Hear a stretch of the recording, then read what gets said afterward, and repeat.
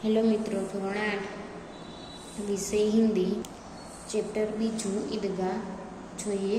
પટરે પર કાગજ का एक कालीन बिछाया गया અને પટરો છે તેના ઉપર કાગળનું તેને ઉપર રાખવામાં આવે છે। વકીલ સાહેબ રાજા ભોજ કી ભાંતિ સિંહાસન પર બિરાજે અને વકીલ છે તે રાજાની જેમ સિંહાસન પર બિરાજમાન થાય છે। નૂરો ने उन्हें पंखा चलना शुरू किया અને નૂરો છે નૂર તે पंखा चलावવાનું शुरू करे छे। अदालतों में खस की टटिया और बिजली के पंखे होते हैं અને અદાલત છે ત્યાં તો પંખા પણ હોય છે। क्या यहाँ मामूली पंखा भी न हो અને શું કહે છે क्या શું અહીંયા मामूली એવો પંખો પણ ન હોઈ શકે।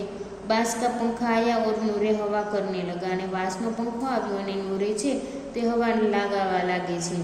मालूम नहीं पंखे की हवा से या पंखे की चोट से वकील साहब स्वर्ग लोक से मृत्यु लोक में आ रहे हैं और उनका माटी का चोला माटी में मिल गया। અને શું થાય છે કે એને ખબર નહોતી કે પંખાની હવાથી જ આને થોડુંક વાગી જશે અને વકીલ સાહેબ છે તે સ્વર્ગ લોકથી મૃત્યુલોકમાં પહોંચી જાય છે અને તેની માટીમાં માટી જ મળી જાય છે।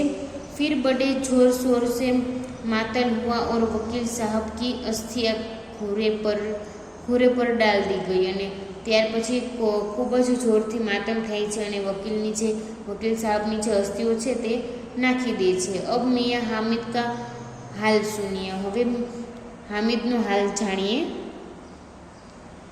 अमीना उसकी आवाज़ सुनते ही दौड़ी आई और उसके गोद में उठाकर प्यार करने लगी અને हामिद છે તેની માં હતી તે તેનો અવાજ સાંભળીને જ આવે છે, દોડે છે અને તેને પોતાની ગોદમાં ઉઠાવી અને તેને પ્યાર કરવા લાગે છે। सहसा उसके हाथ में चिमटा देखकर वह चौंकी અને અચાનક તેના હાથમાં ચીમટો જોયો અને ચોંકી ઉઠી છે। બોલી यह चिमटा कहाँ से लाया અને કહે છે કે આ ચીમટો તું ક્યાંથી લાવ્યો। मैंने मोल लिया है कि पैसे में 3 पैसे दिया અને શું કહે છે કે મેં પૈસા આપ્યા છે 3 પૈસા આપ્યા છે। અમીનાને છાતી પીટ લી। અમીના છે તે છાતી પીટવા લાગે છે।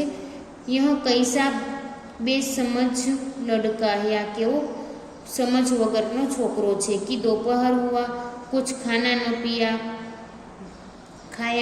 અને શું કહે છે કે બપોર થઈ ગયું, કંઈ ખાધું પણ નહીં અને કંઈ પીધું પણ નહીં। લાયા ક્યાં ચિમટાને લાવ્યો શું ચિમટો। सारे मेले में तुझे और कोई चीज़ न मिली અને શું કહે છે કે આખા મેળામાં તને કોઈ પણ એવી વસ્તુ ન મળી। लोहे का चिमटा उठा ले आया ने लोखंडનો ચિમટો લઈને આવ્યો। हामिदने अपराधी भाव से कहा। हामिद છે તે अपराधी હોય એવો ભાવથી કહે છે। तुम्हारी उंगलियां तवे से जल जाती थी इसलिए मैंने लिया। તમારી આંગળીઓ છે તે તાવામાં દાજી જાય છે એટલે મેં ચિમટો ખરીદ્યો। बुढ़िया का क्रोध तुरंत स्नेह में बदल गया અને બુઢી છે તેનો ક્રોધ તરત સ્નેહમાં બદલી જાય છે। બચ્ચે મેં કિતના ત્યાગ કિતના સદભાવ और कितना विवेक है અને છોકરો છે તેમાં કેટલો ત્યાગની ભાવના છે, કેટલો સદભાવ છે અને કેટલો વિવેક છે।